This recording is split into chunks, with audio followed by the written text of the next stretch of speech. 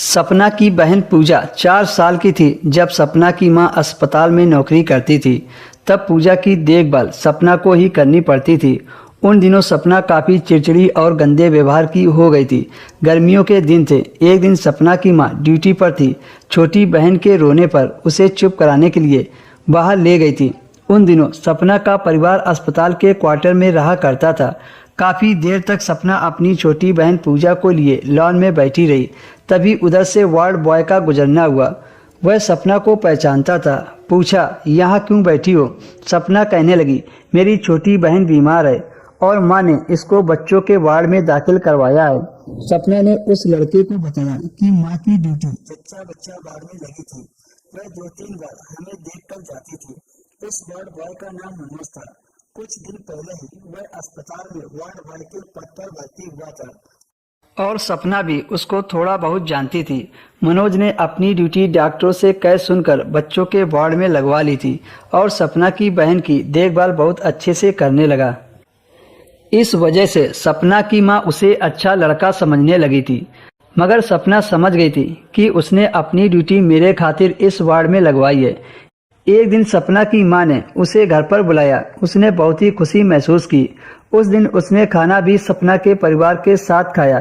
फिर तो उसका आना जाना हमारे घर का रोज का काम बन गया।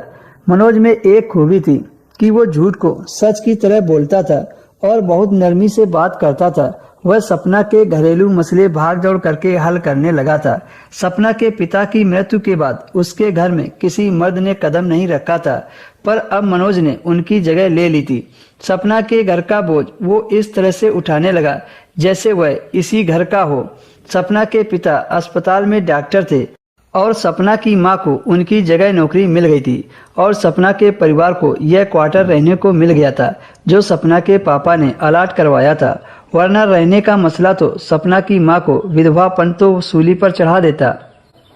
फिर भी 1000 किस्म के बखेड़े थे जो सपना के परिवार वालों पर गुजर रहे थे। मनोज उन बखेड़ों से खुशी खुशी निपटने लगा। सपना की मां ने तो उसे अपना बेटा मान लिया था। बाहर के कामकाज तो वही अंजाम देने लगा। सपना को बड़ी सहूलियत हो गई। इस वजह से मनोज की हैसियत घर के एक सदस्य की तरह हो गई।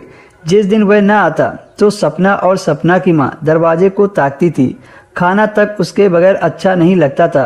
वाकई में सपना की मां को उन दिनों सहारा चाहिए था और मनोज को तो बस सपना से मतलब था। एक दिन मनोज सपना के घर पर आया। उस समय सपना की मां अस्पताल में थी। अकेले सपना को देखकर वह सपना से कहने लगा कि तुम मुझे। दोस्तों, इसके आगे की स्टोरी आपको अगले वीडियो में मिलेगी।